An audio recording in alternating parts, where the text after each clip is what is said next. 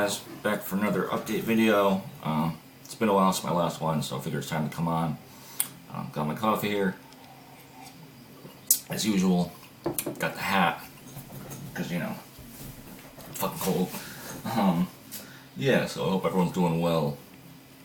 Like I said, it's been a while since my last one, so I acquired a few new items here. New to me, at least. Not really new in that sense, not in this batch at least. Guess that's it. Hope everyone's doing well, like I said, and let's get into it. What's to say? So first up, I did a trade with Andy. Here, I'm blanking on what his YouTube channel name is, but I'll leave a link below, and to his Instagram as well, because I always post on Instagram. So he sent me Point of Departure by Andrew Hill, which is one I've been after for a long time. Any Andrew Hill. Him as a leader, because I really was slacking on that in my collection. Didn't have anything, so I got this. So this is awesome. Thank you, Andy. Really enjoying this. This is great stuff. Just check out the lineup on that. Kenny Dorham, Eric Dolphy, Joe Henderson, Andrew Hill, Richard Davis, Anthony Williams. So good. Cover is a little bit beat. It's like a BG maybe, but who cares? The vinyl is great. Sounds awesome. It is on the New York label, New York USA label. It's a mono second pressing. If I didn't mention that, excuse me, from 1966. Originally this came out in 64, I believe. So, but really great. Lots of ideas being thrown around. Nice improvisations on here. It's really great post-bop. I guess the best way to describe it. They never really go too far out, but the last track called, I think it's called Dedication. Just see, I'm pretty sure it's called Dedication. Last track on the whole album, side 2 on the whole record. I was reading about it, and they actually said that when they were playing it, it was so powerful that Kenny Dorham started tearing up a bit. So it just shows how powerful the music can be, you know, even for the musicians. So good. Really happy to have that. Definitely looking forward to getting more from Andrew Hill. And then he also sent me this one, Peter Gordon, Innocent, which I wasn't familiar with at all. This is from 1986 on FM, which I guess is a sub-label to CBS. But I listened to it a little bit. Didn't love it, didn't hate it. I know we've talked about this one before, Andy. Kind of championed it, so definitely wanted to check it out at least, since you did send it. Like I said, I definitely have to go back to it, because I definitely didn't listen to it as much as I did the Andrew Hill, because I was really excited about that one. Like I said, not really fully my thing, but I didn't hate it either. Some parts were really good. I'm not really into the whole synth, 80s synth.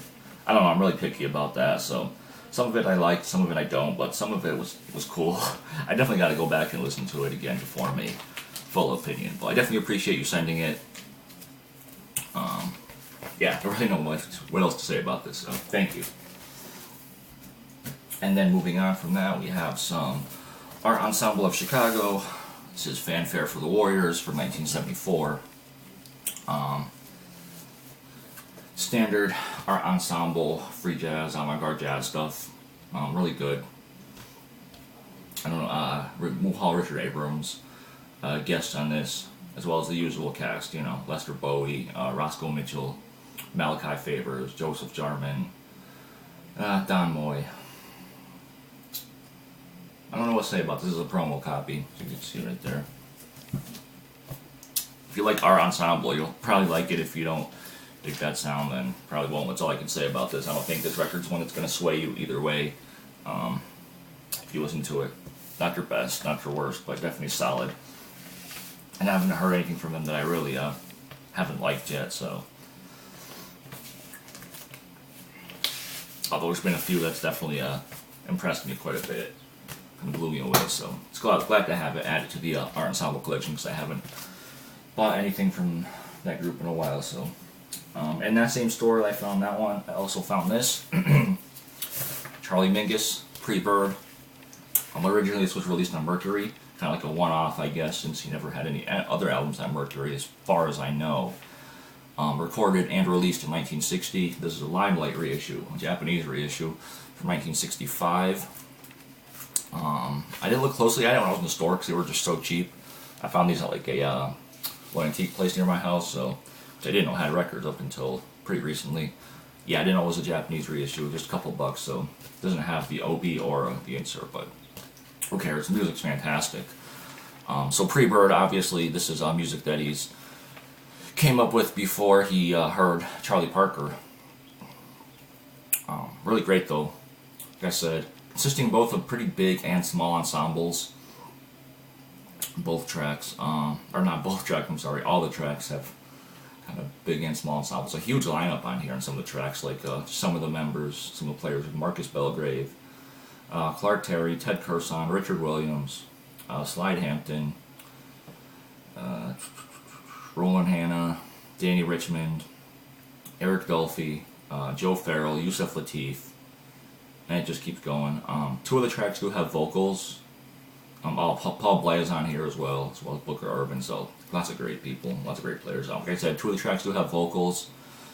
Nightmare and Weird Nightmare and Eclipse, the vocals are done by Lorraine Cousins. I thought that Weird Nightmare was done pretty well. Eclipse, I'm not sure how I feel about the vocals. I don't know, the track itself is really great, and it definitely deals with, I believe it deals with interracial relationships that Mingus had at the time that he was going through. And I'm sure you guys, if you guys know about the history of all the jazz, most of the jazz players had white wives, and most of them were black, so, you know, during that time period, they weren't really too all open about it. I know we talked about this a little bit, Tony, me and you, so you were reading a book about it, and yeah, this is definitely a track that I think definitely talks about that a little bit, and you can just feel it in the music too. Lots of great solos on this, and of course, lots of big, kind of big band. If you know, it's not really big band; it's just a big ensemble, but it's done well, really, really good. Like I said, just really great, great post bop. So I don't know what else to say about this. Check it out. Definitely worth checking out, in my opinion. One of the better records I've heard from Mingus that I wasn't familiar with, at least. Pre-Bird. And then moving on, I'm getting into trying to get into some prog rock here recently. This is kind of stuff I'm looking for. This is Campbell Mirage. I think it's their third album, I want to say. I'm not sure though. This is from 1974 on Janus, the US issue. The UK and European pressing, I believe, had a different cover. It looked more like the Camel Pack of Cigarettes. It had that whole thing going on, so that whole look. But this is still cool. I think I prefer the other cover just because I just like the look of it. But this music's still fantastic. Cover doesn't matter. Yeah, really nice, just jamming prog rock. Really nice flow to this album too. Really fluid. I know some of the albums I listen to kind of, I don't know, the tracking isn't too well. It's not, the fluidity doesn't really work like it should. But on this was really great. I'm before I knew it was up and the album was over. So great stuff. Highly recommend it. Definitely after more Camel and other prog rock of this type. I definitely picked up a few things. Won't be in this update, but coming up next few updates, I'll show what I got. Been after this one for a while here. This is a compilation, the Montrose Detroit Collection. This is Volume 3, Motor City Modernists. Excuse me. This is the only like free jazz avant-garde comp in the collection. So, as you could probably guess, it's all Detroit players, as far as I know. So you got people like Dry Galaxy with Farouk Sibay, which I love to get more of their stuff. The New Chamber Jazz Ensemble with Tony Holland, and the Contemporary Jazz Quintet. So, which I believe has one track on here, which you can only get on this comp, I'm pretty sure. So, yeah, there's I think 5 of these altogether, 5 of these comps. This being definitely the best one by far, in my opinion. So, definitely glad to have it. For some reason, these go for quite a bit on I looked on Discogs, but you can find them for cheaper. Definitely on eBay if you just are patient. So the guy was, but yeah, just a little sticker on there on the top. But great playing. If you know the groups, you know what kind of music it would be. So Definitely avant-garde, free jazz, post-bop, that type of stuff. So really good. Definitely recommend that. I can't even pick which one would be my best, would be my favorite track. They're all just really good. Getting really close to finishing, completing actually my contemporary jazz quintet collection. I think I have one more Kenny Cox album to grab, which is like a newer album, which wasn't even released back in the day. It was just unreleased stuff. So I'm really happy to find this one. These next three came from next three came from one store. I got in a couple of jazz collections. Byard Lancaster, Exodus. I showed a Byard Lancaster not too long ago. Really happy to find this. This one's from 1977 on Philly Jazz. This is a trio with, who's on here? Harold E. Smith plays flute, wooden flute, and percussion. Skip Parnell plays bass, and Byard plays piano, flute, bells, saxophones. Yeah, I guess that's it. But really great avant-garde free jazz stuff with hints of spiritual tinges for sure. But really cool label. Always enjoyed the cover and the labels on this. I think it comes from the Goya Saturn Eating His Son, I think it's called. Check that out if you are familiar with this cover or that. I did get this for a little bit cheaper because it does have some water damage.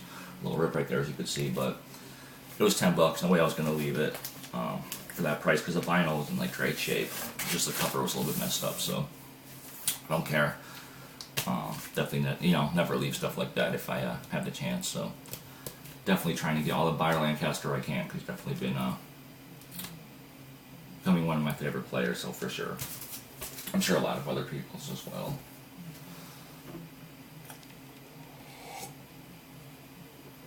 Alright, moving on to another one that I've been after for a long time, since I heard it.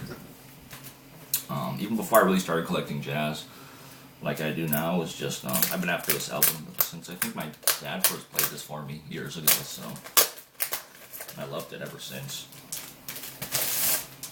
Really happy to finally find this, especially the original. So, Pete Larocca, Turkish Women at the Bath. This is on Douglas from 1967. I believe. It's kind of like a nice mix of hard bop, modal, post bop type stuff. The painting, and I guess the name of the or the cover comes from a painting, which is called Turkish Women at the Bath by I forgot the guy's name. It's like Auguste Dominique Ingres, I believe is his name. But great album, nonetheless, fantastic. Some really nice Middle Eastern vibes on this. So for players, you got John Gilmore, Chick Corea, Walter Booker, and Pete Larocca plays percussion. If you're not familiar with him, yeah, just fantastic. Definitely can't recommend this one enough. As you can show the label, really clean copy of this too. So I definitely had to grab it. It was up on the wall at one shop, so they pulled it as soon as I saw it. This came out under a couple different pressings, I believe. I know it came out under Chick Corea's name, I think. Under Bliss was the album title. I know it came out, yeah, like I said, after that as well. But I don't think it's actually officially been reissued under this title, so it's definitely happy to have it. Go listen to it. I'll leave some links as I usually do, so other people definitely might not feel the same way about music as I do, but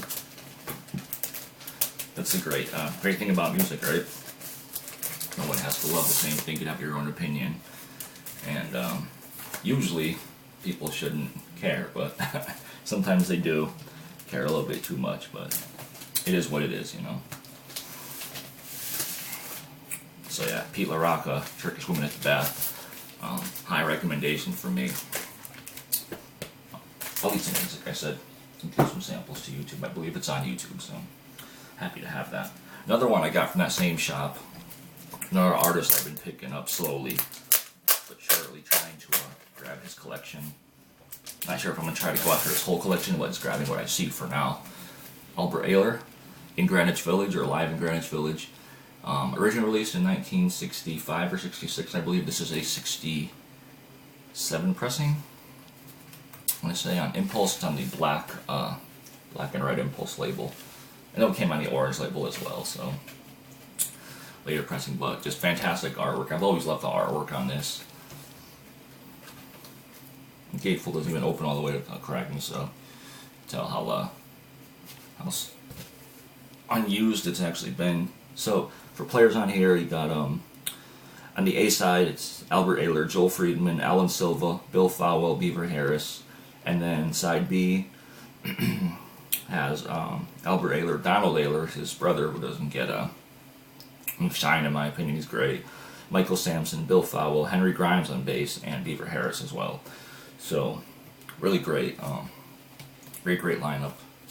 As you can imagine, as you could probably think, music, it's free jazz, you know, it's avant-garde jazz, but just done so well. Albert Ayler definitely being one of the standout free jazz artists who they're really well known, and just his style and just the way he plays, just so good. As you can tell, I'm not great at describing music, but I just love stuff like this. Awesome cover too. So really happy to find that one, even though it's not a first pressing, doesn't matter. Decent price, and just happy to have it. I was actually looking at Polish records recently, and there's a Polish, I believe it's the jazz record, which has the exact same cover. It's like ripped off. You know, obviously they ripped it off from this. It just has their names, but it's like exactly the same. So I found that kind of funny. But yeah, sorry, going off on a tangent there. Albert Ayler at the Village Vanguard, live at the Village Vanguard. And this one will probably be the last one I show. I don't know how long I'm going here, but thank you to Chris Cole, kind of recently got me started on a little Bobby Hutcherson kick. So I've been after this one for a while. Finally found it for a decent price. I had to grab it. Bobby Hutcherson, Harold Land, San Francisco. This is from 1971, Blue Note. Very nice, nice mix of modal jazz, fusion, funk. Sounded really good. So for players on here, other than Bobby Hutcherson, Harold Land, you have Joe Sample, John Williams, and Mickey Rourke, Roker. I'm sorry, Mickey Rourke. It'd be funny if it was Mickey Rourke. No, Mickey Roker. This is on the Blue Note United Artists label, I believe. Oh, it's on this one. It's on the blue and black. So I believe it came out on the blue and white Blue Note label as well. But either way, it doesn't matter. Happy to have it. Found it for a good price finally. Holding it upside down. But definitely another high recommendation from me. Most of Bobby Hutcherson's stuff I would definitely recommend, especially from this time period.